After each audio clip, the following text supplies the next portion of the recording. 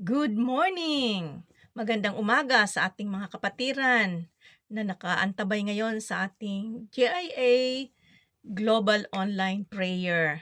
Purihin ang Panginoon at kasama ko kayo sa araw na ito.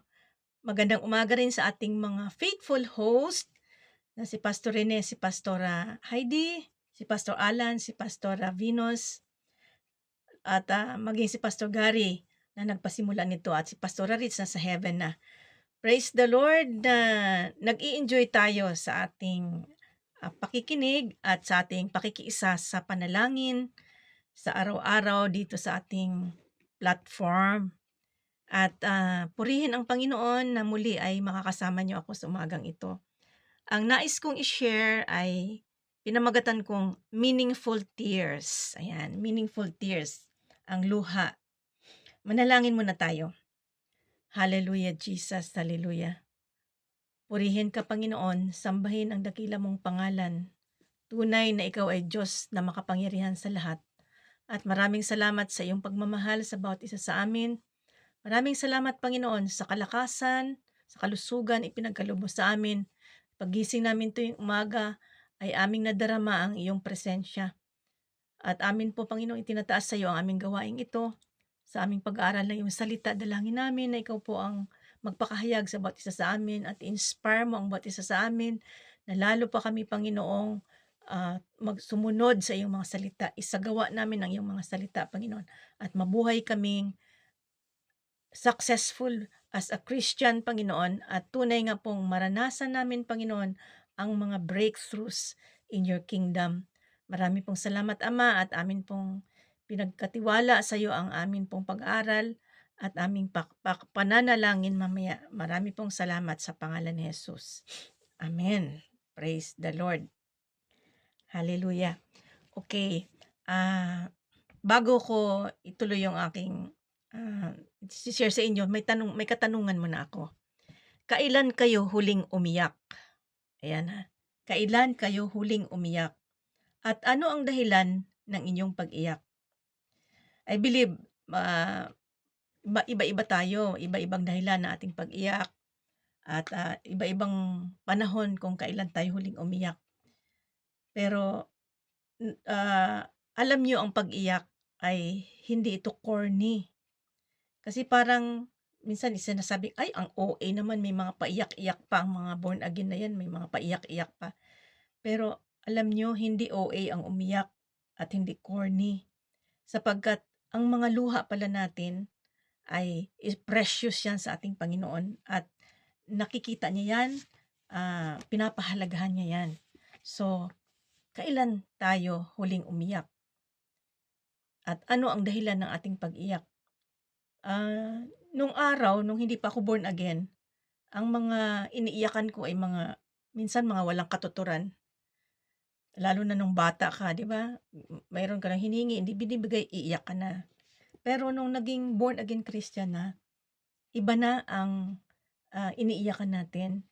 Lalo na tinuruan tayong manalangin. Naalala ko pa noon nung bago akong Christian, talagang grabe yung prayer na binigay ng Lord sa heart ko. Hindi ko namalayan, natatapos ako mga 2:00 na ng madaling araw. Iyak ako ng iyak at iniiyak ko noon yung aking family. Basta't 'pag nagpe-pray ako tungkol sa family, talagang grabe yung iyak ko, naghahagulgol pa nga ako, eh. But praise God, alam niyo kung anong naging result? 8 kaming magkakapatid 'no, nung naging Christian ako. Lahat sila na 7 ay na-sharean ko 'yan, tatay at nanay ko, at lahat sila ay tumanggap sa Panginoon at naglingkod sa Panginoon. Hanggang sa mawala na yung tatay at nanay ko, nasa Panginoon sila. At ang 2 kong kapatid na lalaki, nawala na rin, nasa Panginoon sila. Purihin ang Panginoon 'no, na mayroon palang kahihinatnan yung ating pag-iyak. Kaya huwag nating ipagwalang-bahala o i-despise kapagka nagpe-pray tayo at tayo naiiyak. Lately, yung mga pinag-iiyak ko ay yung mga bansa, lalong lang yung ating bansa. 'Pag nagpe-pray ako sa ating bansa, yung kalagayan ng ating bansa, nakakaiyak talaga, eh. Yung Israel at itong nakaraan yung Iran, yung grabe ngayon ang nangyari sa Iran ano. So, itong mga bagay nakakaiyak at yung mga friends natin, yung mga kapatiran natin may mga sakit, yan, 'pag pinagpi-pray natin talaga namang nakakaiyak, eh. So, hindi pala sayang yung mga pag-iyak natin, meron pala itong kahulugan, may meaning pala ang ating mga tears.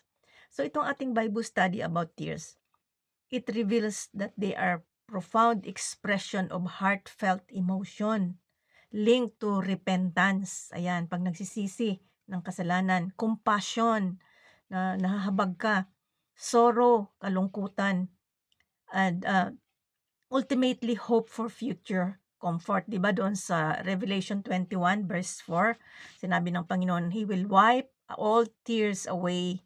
So, pupunasan yung ating mga luha, wala ng mga sakit, wala ng kahirapan, wala ng kalungkutan. So, showing tears is not shameful, but a divine human connection point, a prayer. Ang ating mga pag-iyak pala prayer and a sign of being touched by God. 'Di ba 'pag nag-worship tayo sa Panginoon, wala namang nakakaiyak, pero bakit tayo naiiyak? Na-touch pala tayo ni Lord, 'di ba? 'Pag tina-touch tayo ng Lord, napapaiyak tayo. Tears often flow from a profound sense of helplessness. Yung parang, wala ka ng magawa, 'no? Whether from physical pain, emotional sorrow, or spiritual longing. 'Yun, 'di ba pagka nagpi-pray tayo o mayroon tayong naramdaman, physical pain, napapaiyak tayo, yung mayroon tayong kalungkutan o yung spiritual longing natin sa Panginoon, yung luha natin ay tumutulo na lang. Tears can mark moments when we acknowledge our need for God. So, pagka talagang inisip natin kailangan ko ang Diyos, ayan, napapaiyak tayo. Ngayon, ano ba yung mga klase ng tears o pag-iyak, 'no, kinds of tears? Una, yung tears of repentance and brokenness, ayan. Ito yung, naalala niyo yung sa Luke 7 verse 38, yung sinful woman, yung babae na umiiyak doon sa paa ni Jesus at hinuhugasan niyang kanyang mga luha ang paa ni Jesus at pinupunasan ng kanyang buhok. So, she shows deep love and remorse. Makasalanan kasi siya, so nagsisisi sa kanyang kasalanan at nakita naman natin 'no na, binalidate ni Jesus yung ginawa niya, kinomend pa nga niya yun, eh. At, si Peter, naalala niyo si Peter sa Matthew 26 verse 75 nung, ah, tumilaok ang manok, pagkatapos na tumilaok ng manok ay naalala niyo yung sinabi ni Jesus na, "Peter," sabing gano'n, 'pag, hindi pa makadalawang tilaok ang manok ay i-de-deny mo na ako ng 3 times. Kaya sabing gano'n do'n sa verse 75, "He went out and wept bitterly." Grabe yung iyak ni Peter, naalala na yung nag-repent siya, eh, yung feeling ng broken na broken siya sa loob-loob siguro niya. "Naku, bakit ko ba pinagkaila yung aking Panginoon?" Na nakita kasi niya kung gaano ang hirap ni Jesus, 'no. So, tears of repentance and brokenness. Tears break down pride, do nabi-break yung pride. It softens the heart and pave way for forgiveness and renewal, kagaya ni Peter, 'no. Nag-pave way yung kanyang na pinorgive siya ni Jesus nung sinabihan na siya ni Jesus na pinapatawad na siya. So, yung kanyang pag-iyak na yun ay nag-release siya ng kanyang repentance and kanyang brokenness. Pangalawa, yung tears of sorrow or suffering. Yung mayroong kalungkutan, sobrang kalungkutan at nagsa-suffer talaga ang puso mo. Marami tayong mga naranasan nito ng mga sorrow and sufferings in our lives. Dito sa Bible, makita natin dito example si Hannah sa 1 Samuel chapter 1 verse 10, sabing ganun, "She was deeply distressed." Umiyak siya talaga, "and prayed to the Lord and wept bitterly." 'Di ba naalala natin nung tinutuya siya nung kanyang karibal si Penina, 'no, na kasi wala siyang anak. Kaya siya ay nanalangin nanalangin sa Panginoon and she wept bitterly. Ni-release niya yung kanyang sorrow, yung kanyang suffering sa loob niya. Sa 2 Kings chapter 20 verse 2, Si King Hezekiah rin, naalala nyo na, di ba, sinabihan si Isaiah ng Panginoon na puntahan mo si Hezekiah kasi may sakit siya, na ihanda niya ang kanyang sambahayan at mamamatay na siya. Pero anong sabi doon sa 2 Kings chapter 20? Anong ginawa ni Hezekiah? Sabi ganon, he faced the wall, he prayed, and he wept bitterly. Umiyak siya. So, sabi ng Panginoon kay Isaiah, bumalik ka kay Hezekiah at sabihin mo na narinig ko ang kanyang panalangin at nakita ko ang kanyang pagtangis. So, nakita ng Panginoon pala yung ating pag-iyak at dinagdagan pa yung kanyang ang kanyang life ng 15 years. So, sa ating mga pag-iyak, no, mga kalungkutan natin at mga sufferings, may suffering ba tayo may sakit ba, may nararamdaman ba, may problema ba, kung ano man, nakikita ng Panginoon yun. Hindi niya tayo pababayaan at may solusyon lagi ang Panginoon. Pangatlo, tears of compassion. Ito naman, yung nahabag ka. Si Jesus dito, Jesus is our great example. Doon sa John chapter 11 verse 35, the shortest verse, nang makita niya si Mary at ang mga Hudyo na nag-iyak dahil namatay si Lazarus, sabi gano'n, Jesus wept. So at the death of Lazarus, he showed empathy for grieving Jews and Mary and Martha. So si Jesus ay nakakaramdam ng habag. Kung meron man tayong mga pinagdadaanan, meron man tayong may compassion din sa atin ng Panginoon. Tayo rin napapaiyak tayo pag nagkakanta ng mga compassion sa mga tao o sa lugar pag ating itong pinagpipray. Sa Luke chapter 19 verse 41, si Jesus ay umiyak din. Jesus wept over Jerusalem, no? Kasi sabi niya, kung alam mo lang Jerusalem, kung anong mangyayari sa iyo, na talagang wawasakin ka at ibibihagin ang mga tao. Talagang impending destruction. Kaya nga sabi ni San Pablo doon sa Romans 12:15, weep with those who weep. Yung he is calling for us to empathize others. Matuto tayong magkaroon ng simpatiya sa mga nalulungkot. So, God is the best example of compassionate Father, no? Kaya yung compassion ng Panginoon ay natatransfer din sa atin yan. Kaya pag tayo ay nagpipray, nagkakaroon tayo ng compassion, kaya tayo napapaiyak. And then number 4 is tears of longing and relief. Yung sobra mong na-miss, you long for somebody, or mayroon kang talagang gustong basta't longing, yung ano ba yun sa Tagalog, yung longing, hinahangad, yung may hinahangad ka. Ang magandang example dito is si Joseph. Sa Genesis chapter 43 verse 30, nung nakita niya si Benjamin ng kanyang kapatid, talagang naiyak siya eh. Kaya lumabas muna siya at nag-iyak sa labas at saka bumalik uli. At nung nagpakilala na siya sa kanyang mga kapatid, hindi niya na mapigil ang sarili niya doon sa chapter 45 verse 2. Sabing ganon, he wept so loudly na narinig ng mga sambahayan ni Pharaoh. Hindi lang basta't iyak, kundi umatungal talaga siya ng iyak. Grabe yung iyak na hagulgol talaga, no? At sa verse 14, he embraced Benjamin at talagang nag-iyakan silang magkapatid. Sobrang iyakan nila. Tapos sa verse 15, pinagyayakap niya at pinaghalikan ng mga kapatid niya at iyak siya ng iyak. So, dito, no, yung luha dito ni Joseph ay hindi luha ng hindi luha ng pagkagalit. I believe, no, ito yung kasi 'di ba binenta siya ng mga kapatid niya, dapat magalit siya, pero dito yung puso ni Joseph ay wala na siyang galit, yung longing niya sa kanyang mga kapatid na ang tagal-tagal niya hindi nakita. At ganun din ang kanyang ama. Grabe rin yung kanyang pagkakita niya sa kanyang ama. In-embrace niya sa chapter 46 verse 29. He embraced Jacob and wept for a long time. Sobrang tagal na umiyak siya.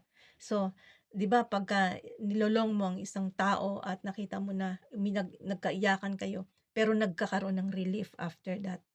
So, yung tears of longingness as we cry, there is relief. And panglima, tears of desperation. Ayan, yung desperado na. Dito naman ay makikita natin sa Bible, no, sa Esther chapter 4 verses 1 and verses 1 and 3. 'Di ba si Haman ay sinikap niyang makagawa ng batas ang hari para lipulin ang mga Hudyo. So nang malaman ito ni Mordecai, si Mordecai yung pinsan ni Esther na nag-alaga sa kanya at si Esther yung queen. Anong ginawa ni Mordecai? Sabing ganon, he tore his clothes, put on sackcloth and ashes, and went out into the city, wailing loudly and bitterly. Talagang nag-aatungal siya sa kaiyak.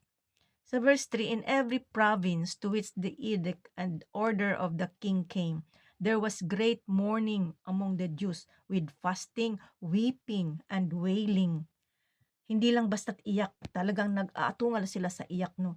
Talagang hagulgul ang ginawa nila. Dahil desperado sila. Kasi wala silang magawa against the edict or the law of the king na papatayin silang lahat. Saan man sila naroroon, doon sa pagkatapon nila sa Babylon at sa iba't ibang lugar. Kaya yung desperation na yon ni na Mordecai at ng mga Hudyo, yung tears nila, nagbunga rin iyon. Di ba na nakita natin kung paano gumawa ang Panginoon na sa pamamagitan ng pag-intercede ni Queen Esther ay naligtas sila. Pang-anim na klase ng iyak, no? Luha. Tears of travail or giving birth. Sa Isaiah 42 verse 14, sabing gano'n ni Isaiah, for a long time I have kept silent. I have been quiet and held myself back. But now, like a woman in childbirth, I cry out, I gasp and pant. So, meron palang iyak, no, na para kang nanganganak. Sa mga nanay, alam na nila ito kung gaano kasakit yung panganganak, na talagang grabe yung iyak nila. Ako, hindi naman ako nanganak, pero naka-witness ako ng nanganak. Nung maliit pa ako, na-witness ko yung nanay kong nanganak noon. Ako lang kasi ang kasama doon sa bahay at ang hilot na nakita ko at nadama ko na nakakaiyak din yung iyak ng nanay ko. Grabe yung iyak niya.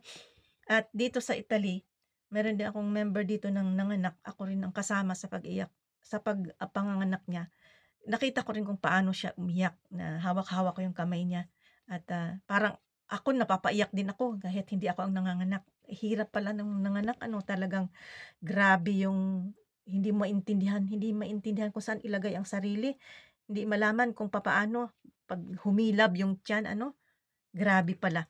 So, pagka nagpi-pray tayo, nag-i-intercede tayo sa Panginoon, nagta-travail, at 'di ba 'pag nag-travail tayo minsan walang walang words na lumalabas, umuungol lang tayo, iyak lang tayo ng iyak, iyak na ng iyak, nagta-travail.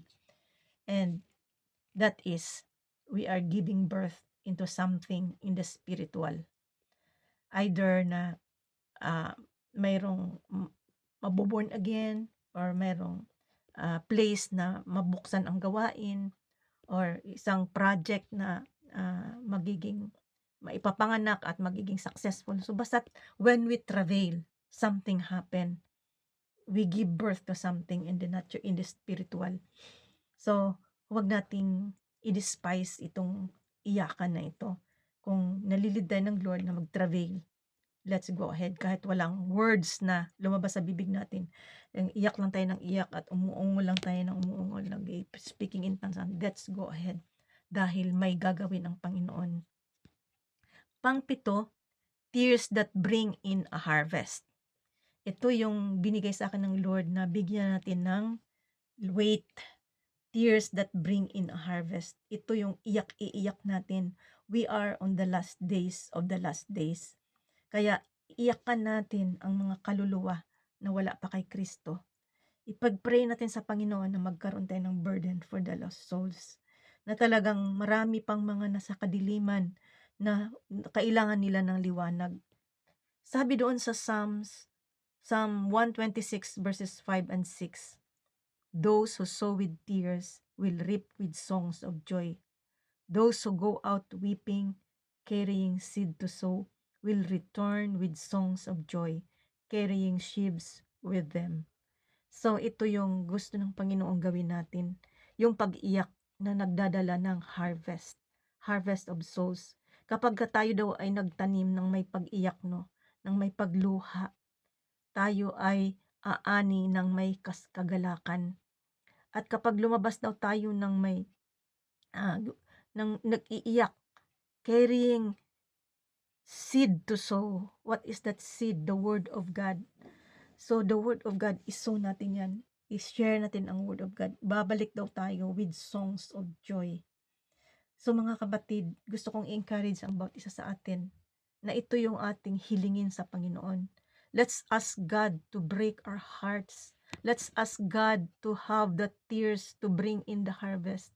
Na talagang iiyakan natin yung ating mga kaibigan, ating pamilya, mayroon pa bang hindi na save sa ating family, sa ating mga friends, sa ating mga relatives, sa ating mga katrabaho, mga kababayan, our Jerusalem, our Judah and Samaria, and all uttermost part of the earth. Sabi ng Panginoon, abutin natin. Kung hindi man natin sila maabot physically, ipag-pray natin sila. Let us produce tears that will bring in the harvest. Ito yung ating pagtuunan ng pansin sa ating pag-aaral na to. Nais ng Panginoon na tayo ay manalangin ng may pag-iyak, ng may pagtangis, may pagluha. Iiyak natin yung mga kaluluwa. Abutin natin sila sa pananampalataya, sa panalangin ng may pag-iyak. Sapagkat malapit nang dumating ang Panginoon. So mga kapatid, this is the kind of tears that God wants us to shed to bring in harvest. A harvest that is plentiful. Kaya sama-sama tayo, magpatuloy tayo.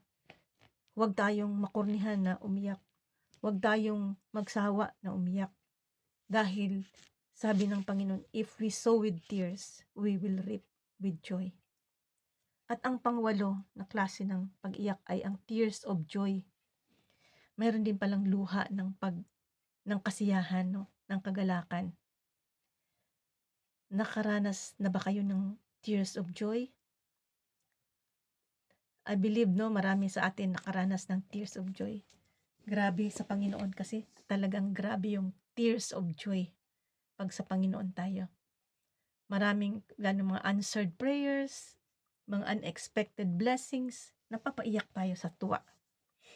Sa Bible, sa Genesis chapter 33 verse 4, si Jacob at saka si Esau nung magkita sila, nagyakapan ng magkapatid at iyakan silang dalawa.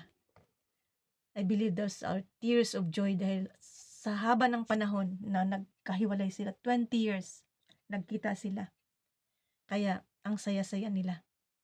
Sa Jeremiah 31 verse 9, si Jeremiah, the weeping prophet, no, siya sumulat, sabing ganon, "Tears of joy will stream down their faces, and I will lead them home with great care," describing God's future restoration of His people.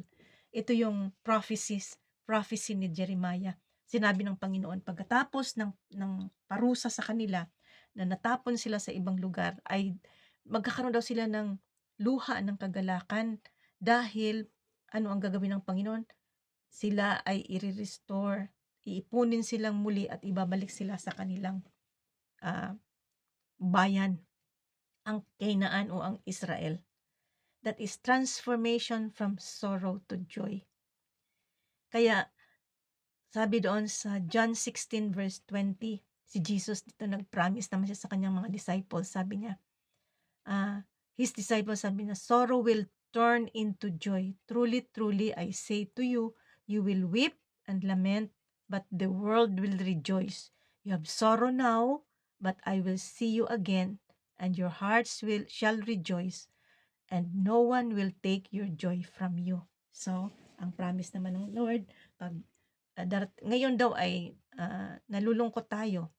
Ang mundo ay tayo ay umiiyak. We weep and we lament, but the world will rejoice. We have sorrow now, pero pag dumating ang Panginoon, He will see us again. Our heart shall rejoice, at wala daw na makakaalis ng joy natin sa ating mga puso.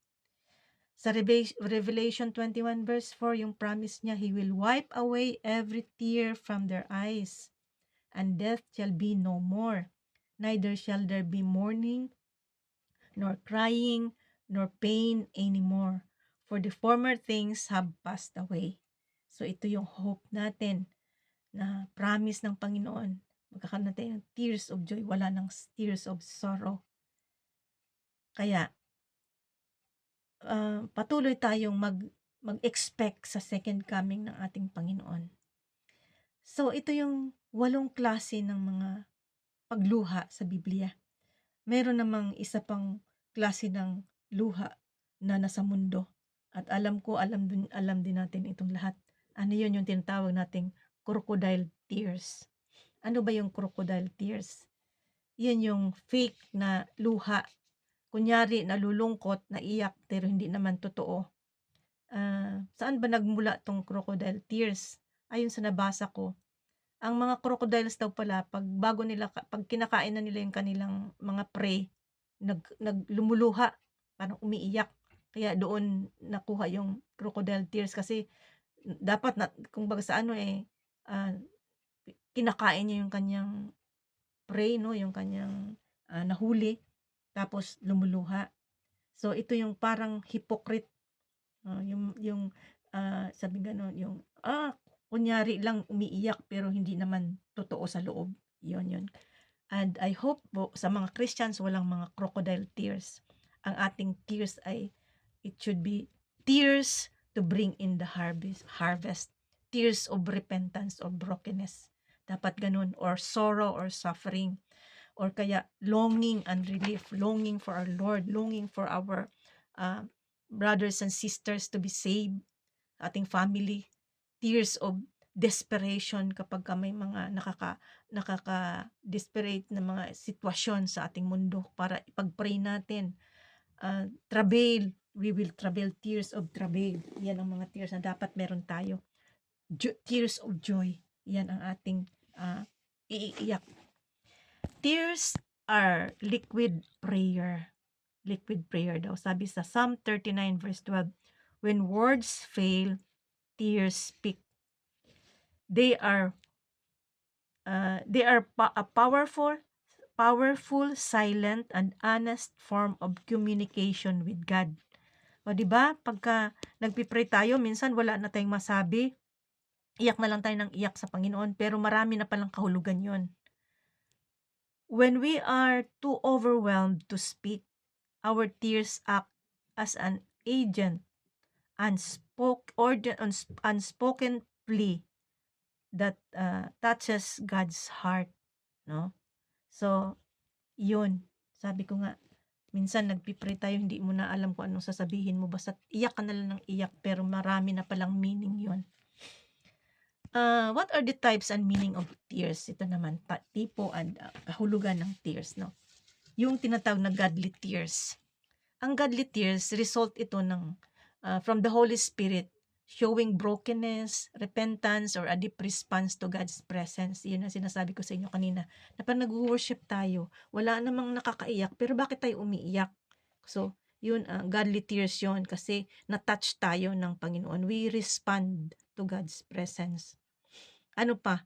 Pangalawa, yung regretful tears. Ito yung nagre-regret, yung nagsisisi, pero hindi ka nagsisisi dahil alam mong mali, kundi nagsisisi ka dahil nahuli ka. Kunyari, nahuli kang nagnakaw, sising-sisi ka, ba't ba ako nagnakaw? Kasi binilanggo ka. Kung hindi sana ako nagnakaw, ay hindi ako nabilanggo.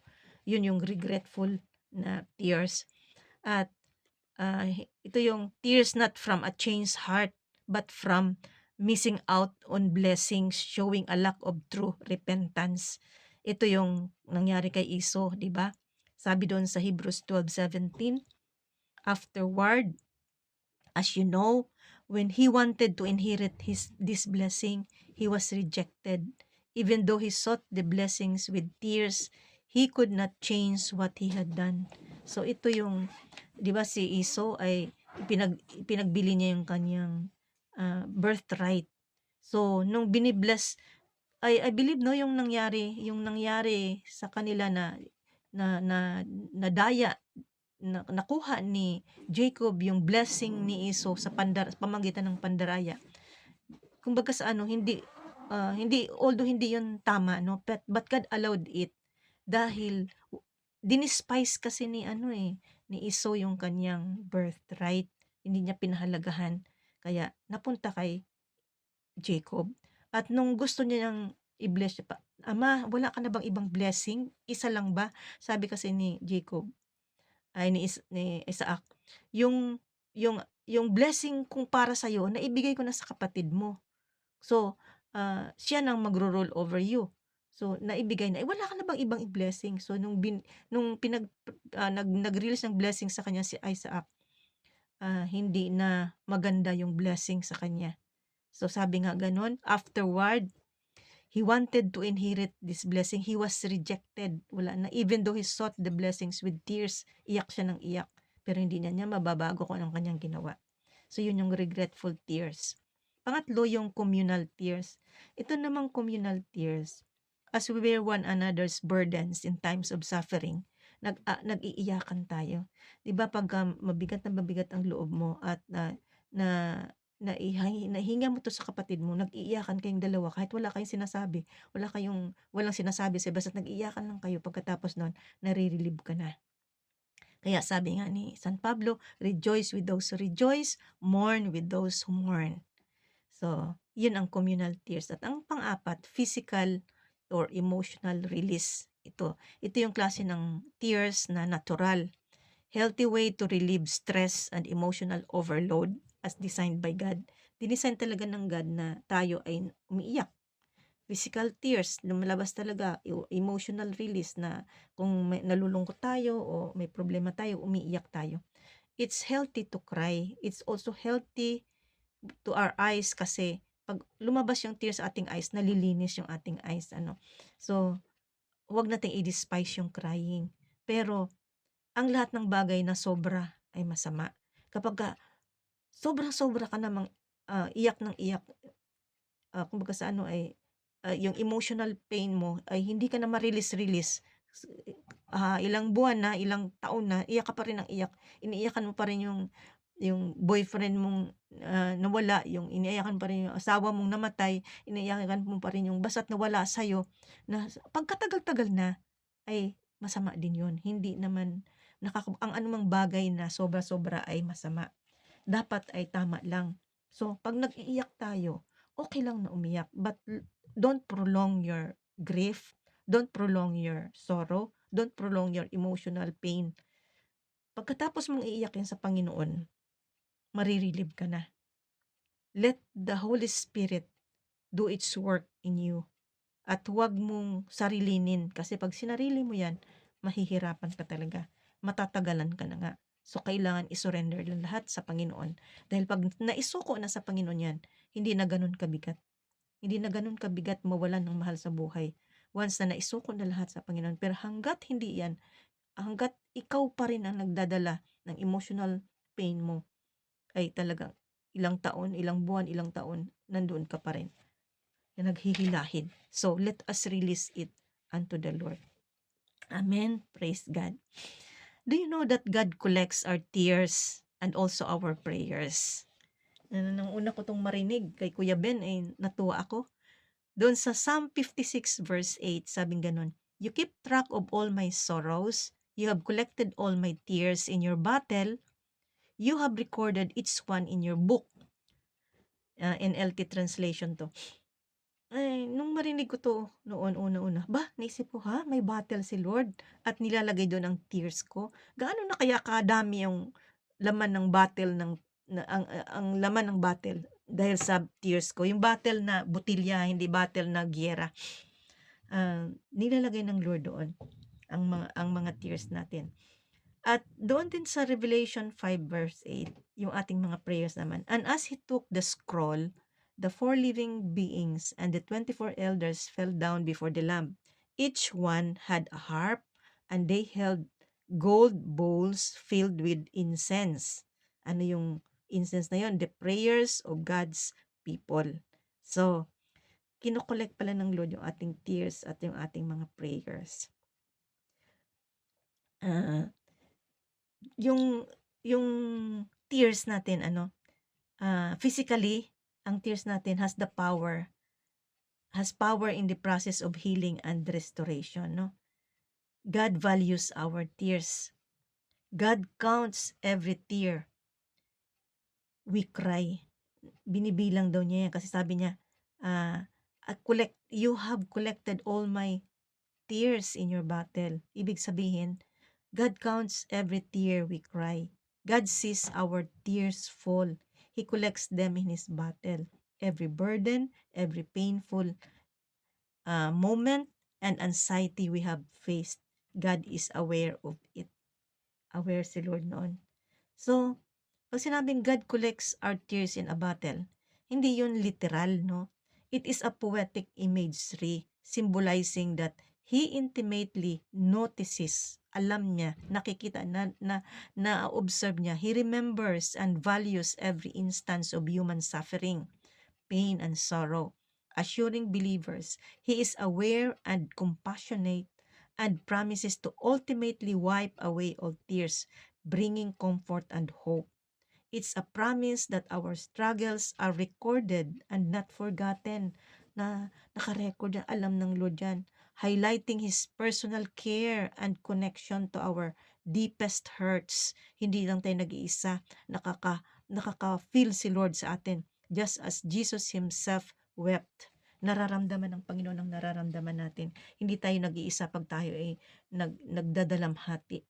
So, pag sinasabing God collects our tears in a battle, hindi yan literal. It's just a poetic imagery, no, para ipakita sa atin kung gaano kahalaga ang luha. Kasi ang luha natin, pumapatak lang, pinupunasan natin tissue tapos tinatapon. Ay sabi, kinokollect ni Lord. Ibig sabihin, hindi binabaliwala ni Lord yung ating mga tears, yung ating mga pagluha. At nire-record pa daw niya sa kanyang book ito. So, ibig sabihin talaga ay, kumbaga sa ay, ganun si Lord nagsisimpathize siya sa atin. Ganun siya kalapit sa atin kapag tayo ay nagdadalamhati. Hindi niya hinahayaan na tayo lang. Kumbaga sa minsan kasi meron tayong, arte-arte mo naman, iyak pa ng iyak. Tumigil ka na nga. Parang hindi tayo maka-empathize doon sa nararamdaman ng tao. Pero si Lord, sige anak, umiyak ka lang hanggang sa mawala na yung nararamdaman mo. So ganun, He collects our tears in His battle and He records it in His book. Ganun si Lord. So the meaning behind this imagery, it's remembrance and awareness. So yung battle, it signifies that God keeps a detailed record of our suffering and doesn't dismiss our pain. Yan He sees it all. Yung intimacy and empathy naman, it shows God's closeness and understanding. As He feels with us, nakakaramdam siya, nararamdaman din niya yung ating nararamdaman. And has experienced human suffering through Jesus. Kasi si Jesus mismo nakaranas din ng mga mga feeling of hurt nung nasa mundo siya. Comfort and hope. This promise offers comfort, assuring us that our tears are not in vain. Hindi yan sayang, lalo na pag iniiyakan natin ay mga tao na maligtas, mga tao na gumaling, mga bansa na umayos, kumilala kay Jesus, and will eventually lead to joy as God promises to wipe them away. So, may comfort at may hope tayo. Wag tayong malungkot na yung ating luha ay sayang. Walang sayang yan. Then, value and significance. Meaning nito ng binasa natin kaninang sa imagery, yung He collects our tears in His battle and recorded it in His book. Dito value and significance, it conveys that every tear shed whether from anxiety, loss, or doubt, holds meaning for God and is held in His memory. He record it in His book, sabi ganon. So, He values it and may significance sa kanyang ating mga luha. So, mga kapatid, our tears are evidence of a heart in tune with God. Pag ang puso natin ay nakatune lagi sa Panginoon, madali tayong umiyak. Tears impact God. Tears affect others. Tears of faith. Yung tears of faith natin, it will never be wasted. Hindi ito sayang, walang sayang. Sabi nung American novelist na si Washington Irving, sabi niya, there is sacrifice, there is sacredness in tears. So sacred ang ating luha. They are not marked of weakness, but of power. They speak more eloquently than 10,000 tongues or 10,000 languages. They are messengers of overwhelming grief and unspeakable love. Yan. May kahulugan ang ating mga luha. Makahulugan, meaningful tears. So, my brothers and sisters, gusto kong i-conclude itong ating pag-aaral. Isipin natin yung pag-iyak ni Jesus, pag-iyak ni David, at pag-iyak ni Paul. What motivated their tears? So, alam natin kung ano ang motive, kung ano ang dahilan kung bakit sila nag-iyak. Si Jesus, no? Laging iniiyakan niya yung Jerusalem, iniiyakan niya yung mga tao dahil sila ay nasa kadiliman. Ganon din si David, si Paul. How about us? Yung ating bang mga pagluha ay for worldly losses dahil nawalan ka ng pera, nawalan ka ng boyfriend, nawalan ka ng kung ano-ano, pero mga worldly lang ba or spiritual matters? Na pag nagkasala tayo, napapaiyak agad tayo sa lungkot dahil nagsisisi tayo. Pag tayo ay nagpipraise and worship, talagang napapaiyak tayo kasi daman natin kaagad ang presence ng Lord. Or nagpipray ka sa bansang ito, grabing burden mo, napapaiyak ka. Nagpipray ka sa mga tao, lost souls, nag-iiyak ka na. So let us ask God for holy tears. Tears that come from a heart aligned with God's, expressing genuine emotion and a desire for His presence. Lalo na yung sinasabi ko sa inyo kaninang binigay ng highlight ng Lord sa akin dito is tears, yung tears na that brings in a harvest. Let us ask God na magkaroon tayo ng burden, great burden for the lost souls. Tears na iyakan talaga natin. At pagkatapos na makita nating ang mga pinagpipray natin, iniiyakan nating mga tao, iniiyakan nating bansa, mga may sakit na iniiyakan natin. Pag gumaling yan, ang saya-saya mo rin. Pag na born again yung taong iniiyakan mo, ang saya-saya mo rin. Pag naayos yung bansa na iniiyakan mo, ang saya-saya mo. So after the travailing tears, after the tears that will bring in the harvest, there is tears of joy as a result na maganda. So brothers and sisters, let's continue to ask God to really yung puso natin ay ma-break at mag-iyak tayo, iyakan natin ang mga kaluluwang naliligaw pa. Iyakan natin, umiyak tayo, mga kapatiran na may sakit, iyak natin. Ang ating bansa, iyak natin. Amen? At sa ating pananalangin ngayon, kasama ng ating host, umiyak tayo mga kapatid. Hallelujah, manalangin tayo. Salamat po Panginoon sa iyong mga salita, aming pinag-aralan. Dalangin namin ay, Lord, a broken spirit and a contrite heart, O God. Bigyan mo po kami nito, Panginoon, para sa amin po, Panginoon. Pananalangin ay amin po iiyak, Panginoon, ang mga kaluluwang nasa kadiliman pa. Iiyak namin ang mga kapatiran, ang mga mahal namin sa buhay na may mga sakit hanggang sila ay gumaling. Iiyak namin ang mga bansa, Panginoon, para kumilala kay Kristo. Marami pong salamat, Panginoon, at patuloy mo kaming pagpalain sa amin pong ginagawa sa pananalangin at sa aming pananalangin kasama ng aming host, Lord. Really, Lord, we pray na madama namin ang iyong pagsama sa amin, ang kapangyarihan mo. Even as your word says, Lord, that the prayer of a righteous man is powerful and effective. Hayaan mo po, Lord, na aming mga panalangin ng may pagluha ay maging powerful and effective. We thank you, Lord, and we commit to you the rest of our time. For this we pray and we give thanks in Jesus' name. Amen. God bless everyone and bye-bye.